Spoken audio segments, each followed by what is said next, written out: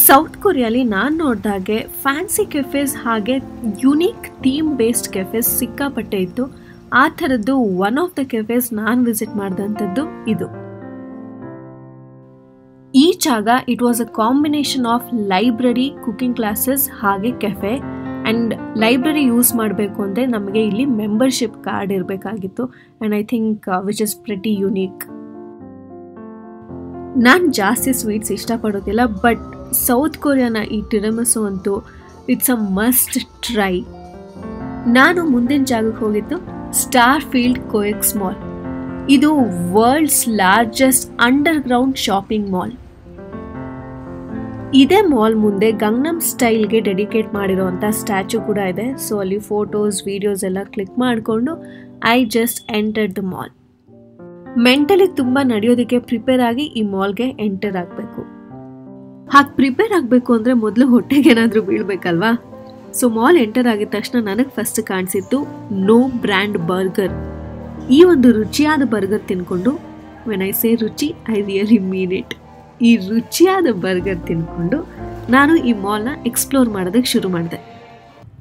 ಈ mall 1,54,000 square metres ಇದೆ, which includes aquarium and theatre ಕೂಡ. ಸೊ ಇಷ್ಟೊತ್ತರೆಗೂ ಡೀಪಾಗಿ ನೋಡಿದೆ ಮ್ಯಾಪ್ನ, ದೇವರೇ ಏನೂ ಅರ್ಥ ಆಗಿಲ್ಲ, ಯಾರೆಲ್ಲ ಕೇಳ್ಕೊಂಡು ಹೋಗ್ಬೇಕು.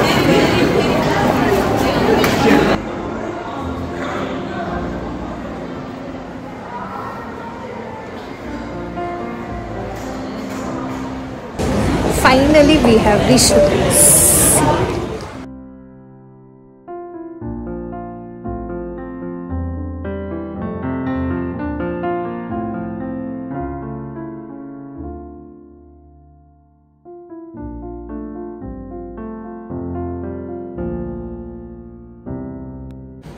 ಸ್ಟಾರ್ಫೀಲ್ಡ್ library one of the main attraction of Seoul ಅಂತಲೇ ಹೇಳ್ಬೋದು. ಇದು one of the unique libraries in the world. 13 meter ಉದ್ದ ಇರುವಂಥ ಬುಕ್ ಶೆಲ್ಫ್ಸಲ್ಲಿ ಆಲ್ಮೋಸ್ಟ್ 70,000 ಡಿಫ್ರೆಂಟ್ ಬುಕ್ಸ್ ಇದೆ. ಈ ಲೈಬ್ರರಿಯ ಸ್ಪೆಷಾಲಿಟಿ ಏನು ಅಂದರೆ ಇಟ್ ಹ್ಯಾಸ್ 2 ಲೆವೆಲ್ಸ್ ಆ್ಯಂಡ್ ಫ್ಲೋರಿಂದ ಸೀಲಿಂಗ್ವರೆಗೂ ಇಟ್ಸ್ ಫುಲ್ ಆಫ್ ಬುಕ್ಸ್. ಈ ಒಂದು ಸ್ಪೇಸ್ನ ಯಾರು ಬೇಕಾದರೂ ಓದೋದಕ್ಕೆ ಯೂಸ್ ಮಾಡ್ಬೋದು. ಆ್ಯಂಡ್ ಇಲ್ಲಿನ ಬುಕ್ ಸಹನೂ ಅಷ್ಟೇ, ಯಾರು ಬೇಕಾದರೂ ಯಾವ ಬುಕ್ ಬೇಕಾದರೂ ತಗೊಂಡು ಓದಿ ವಾಪಸ್ ಅಲ್ಲೇ ಇಡಬೇಕು. ಯಾವುದೇ ರೀತಿಯಾದಂಥ ಮೆಂಬರ್ಶಿಪ್ ಅಥವಾ ಪ್ರೈಸ್ ಆ ಥರದ್ದೆಲ್ಲ ಏನೂ ಇಲ್ಲ. ಲೈಬ್ರರಿಯಲ್ಲಿ ಇರಬೇಕಾಗಿರೋಂಥ ಸೈಲೆನ್ಸ್ ಇಲ್ಲಿ ಇಲ್ಲದೇ ಇದ್ರೂ the whole experience is really different. ಆ ಒಂದು ಬುಕ್ ಶೆಲ್ಫ್ಸ್ನ ನೋಡ್ತಾ ಇದ್ದಾನೆ ಒಂಥರ ಖುಷಿ ಆಗುತ್ತೆ.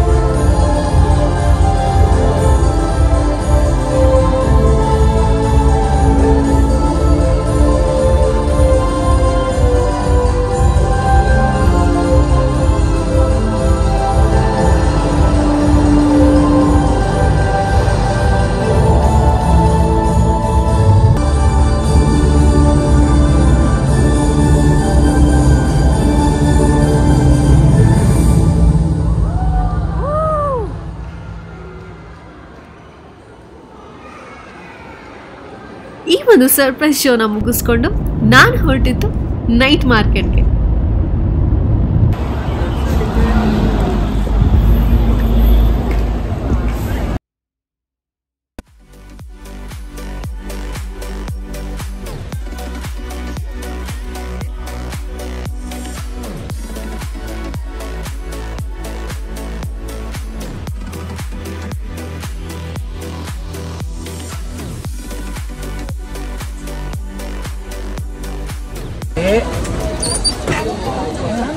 ಈ ನೈಟ್ ಮಾರ್ಕೆಟ್ ನೋಡಿ ಐ ವಾಸ್ ಸೂಪರ್ ಎಕ್ಸೈಟೆಡ್. ಯಾಕೆಂದರೆ ಇಷ್ಟು ದಿನ ವೀಡಿಯೋಸಲ್ಲಿ ನೋಡ್ತಿದ್ದಂಥ ಪ್ರತಿಯೊಂದು ಕೊರಿಯನ್ ಸ್ಟ್ರೀಟ್ ಫುಡ್ನ ನಾನಿಲ್ಲಿ ನೋಡಿದೆ and I just couldn't wait to try it.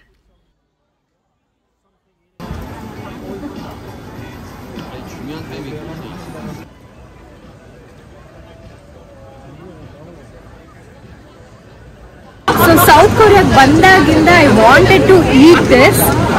So ಇಲ್ಲಿನ ಸ್ಟ್ರಾಬೆರಿ ಹಾಗೆ ಗ್ರೇಪ್ಸ್ ತುಂಬಾ ಡಿಫ್ರೆಂಟ್ ಆಗಿರುತ್ತೆ. ಆ್ಯಂಡ್ ಅದ್ರ ಜೊತೆಗೆ ಈ ಥರ ಎಲ್ಲ ಮಾಡಿ ಲೈಕ್ ಶುಗರ್ ಸಿರಪಲ್ಲೆಲ್ಲ ಡಿಪ್ ಮಾಡಿ ಇರ್ತಾರೆ. So I wanted to eat this. ಇಷ್ಟು ದಿನ ಸಿಕ್ಕಿರಲಿಲ್ಲ ಹುಡುಕಿದ್ರು, ಆ್ಯಂಡ್ ಇವಾಗ ಸಿಕ್ಕಿದೆ. Let me taste.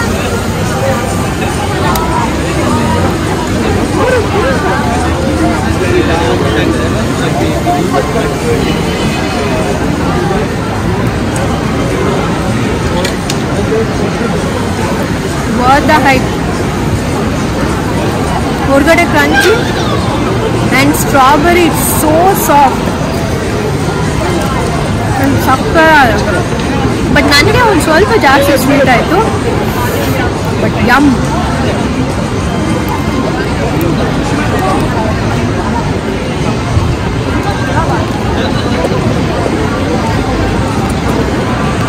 ಈ ಒಂದು ಫುಡ್ ಸ್ಟ್ರೀಟಲ್ಲಿ ನಾನು ಟ್ರೈ ಮಾಡ್ಬೋದಂತಹ ಆಲ್ಮೋಸ್ಟ್ ಎಲ್ಲ ಡಿಶಸ್ನು ಟೇಸ್ಟ್ ಮಾಡಿದೆ. ನಾನು ಸೋಲಲ್ಲಿ ವಿಸಿಟ್ ಮಾಡಿದಂತಹ one of the most happening place ಅಂತಲೇ ಹೇಳ್ಬೋದು.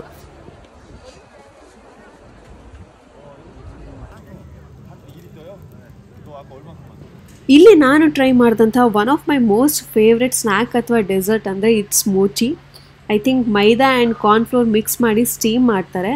ಆ ಒಂದು ಹಿಟ್ಟಿಗೆ ಸ್ಟೀಮ್ ಮಾಡಿದ್ಮೇಲೆ ರೆಡ್ ಬೀನ್ ಪೇಸ್ಟ್ ಹಾಗೆ ನಮಗೆ ಬೇಕಾಗಿರುವಂಥ ಯಾವುದಾದ್ರೂ ಫ್ರೂಟ್, ಸ್ಟ್ರಾಬೆರಿ, ಆರೆಂಜ್, ಆ್ಯಪಲ್, ಕಿವಿ, ಮ್ಯಾಂಗೋ, ಸೊ ನಮ್ಗೆ ಯಾವ ಫ್ರೂಟ್ ಬೇಕೋ ಅದು ಹೇಳಿದ್ರೆ ಆ ಫ್ರೂಟ್ನ ಹಾಕಿ ಲೈಕ್ ಸ್ಟಫ್ ಮಾಡಿ ಅದ್ರ ಮೇಲೆ ಒಂದು I think it's sugar coating or something, ನನಗೆ ಎಕ್ಸಾಕ್ಟ್ಲಿ ಗೊತ್ತಿಲ್ಲ, ನಮ್ಮ ಮುಂದೆನೇ ಫ್ರೆಶ್ ಆಗಿ ಮಾಡಿಕೊಡ್ತಾರೆ. ಆ್ಯಂಡ್ ಟೇಸ್ಟ್ ಅಂತೂ ಓ ಮೈ ಗಾಡ್. ಹೊರಗಡೆ ಆ ಹಿಟ್ಟು ಒಂದು ಸ್ವಲ್ಪ ರಬ್ಬರಿ ಇರುತ್ತೆ ಆ್ಯಂಡ್ ಆ red bean paste slight sweet, ಅದ್ರ ಜೊತೆಗೆ ನಮ್ಮ favourite fruit. Best combination ever. ಎಷ್ಟೇ ರುಚಿಯಾಗಿರೋ ಕೊರಿಯನ್ ಫುಡ್ ತಿಂದ್ರೂ ನನ್ನ ಹೊಟ್ಟೆ ಕೇಳ್ತಾ ಇದ್ದಿತ್ತು ಟಿಪಿಕಲ್ ಇಂಡಿಯನ್ ಫುಡ್ಗೋಸ್ಕರ. ಸೊ ನೆಕ್ಸ್ಟ್ ಡೇ ನಾನು ಲಂಚ್ಗೆ ತಾಜ್ ಹೋದೆ.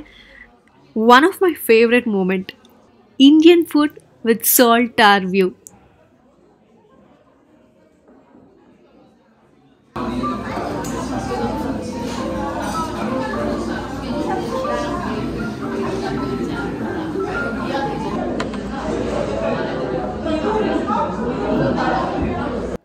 ಆ್ಯಂಡ್ ಐ ನೋ ಈ ಒಂದು ವ್ಲಾಗಲ್ಲಿ ಆಲ್ಮೋಸ್ಟ್ 60 to 70% ಫುಡ್ ಬಗ್ಗೆನೇ ಇದೆ. Usually I am not that foodie, but ಕೊರಿಯಾಗೆ ಹೋದ್ಮೇಲೆ I just wanted to try ಅಲ್ಲಿನ ಒಂದು ಪ್ರತಿ ಫುಡ್ನೂ ಟೇಸ್ಟ್ ಮಾಡಬೇಕು ಅಂತ ಇತ್ತು. ಆ್ಯಂಡ್ ಆ ಒಂದು ಎಕ್ಸ್ಪೀರಿಯನ್ಸ್ನ ನಿಮ್ಮ ಜೊತೆ ಶೇರ್ ಮಾಡಬೇಕು ಅಂತ ಅನ್ನಿಸ್ತು. ಸೊ ಅದಕ್ಕೋಸ್ಕರ ಈ ಒಂದು ವ್ಲಾಗ್. ಆ್ಯಂಡ್ ಕೊರಿಯಾಲಿ ಈ ಒಂದು ಇಂಡಿಯನ್ ಫುಡ್ ತಿನ್ನೋದಿದೆಯಲ್ಲ, ಸೊ ಆ ಒಂದು ಕಿಕ್ಕೆ ಆ್ಯಂಡ್ ಆ ಒಂದು ಫೀಲೇ ಇಟ್ಸ್ ರಿಯಲಿ ಡಿಫ್ರೆಂಟ್.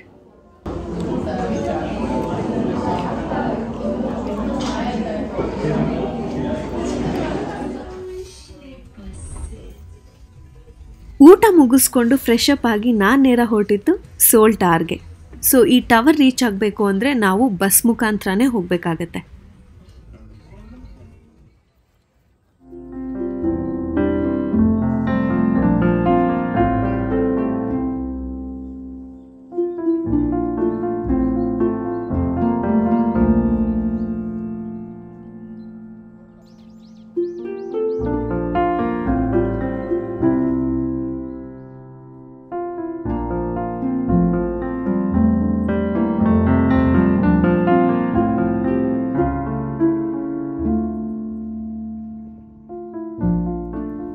ನಾಮ್ಸನ್ ಅನ್ನೋ ಬೆಟ್ಟದ ಮೇಲೆ ಇರೋವಂಥ ಕಮ್ಯುನಿಕೇಷನ್ ಹಾಗೆ ಅಬ್ಸರ್ವೇಷನ್ ಟವರ್ ಇದು.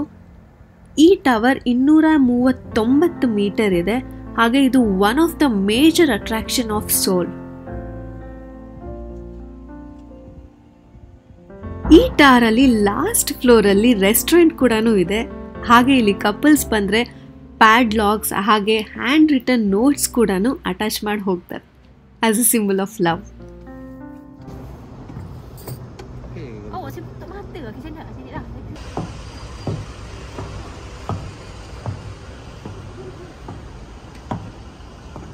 And ಇದು one of the most beautiful sunset I have ever witnessed in Seoul.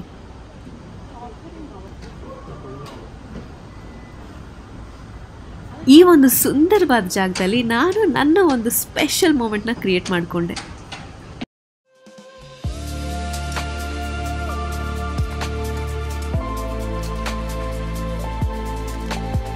ನಾವು ಹೆಣ್ಮಕ್ಳು ಯಾವುದೇ ಥರದ ವೆಸ್ಟರ್ನ್ ಕಾಸ್ಟ್ಯೂಮ್ ಹಾಕಿದ್ರೂ at the end of the day ನಮಗೆ ಖುಷಿ ಸಿಗೋದು ಆ್ಯಂಡ್ ನಮ್ಮ ಅಂದನ ಹೆಚ್ಚಿಸೋದು ಯಾವತ್ತಿದ್ರೂ ಸೀರೆನೇ.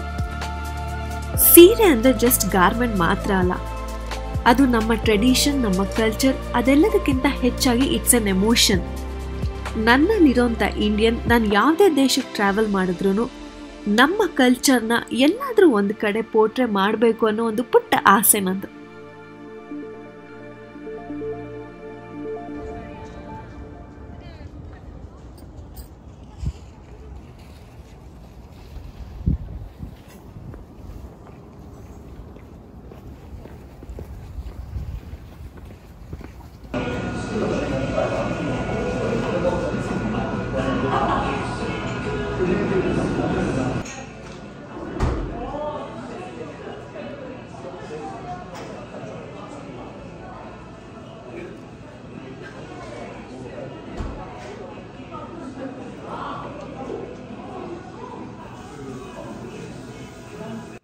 -4 ಡಿಗ್ರಿಯಲ್ಲಿ ಫೋಟೋ ಶೂಟ್, ವಿಡಿಯೋ ಶೂಟ್ ಎಲ್ಲ ಮಾಡಿ ಸಿಕ್ಕಾಪಟ್ಟೆ ಟಯರ್ಡ್ ಆಗೋಗಿತ್ತು. ಅದಕ್ಕೆ ಕ್ವಿಕ್ಕಾಗಿ ಒಂದು ಪುಟ್ಟ ಡೆಸರ್ಟ್ ತಿನ್ಕೊಂಡು ವಿ ರ್ಯಾಪ್ಡ್ ಇಟ್ ಅಪ್.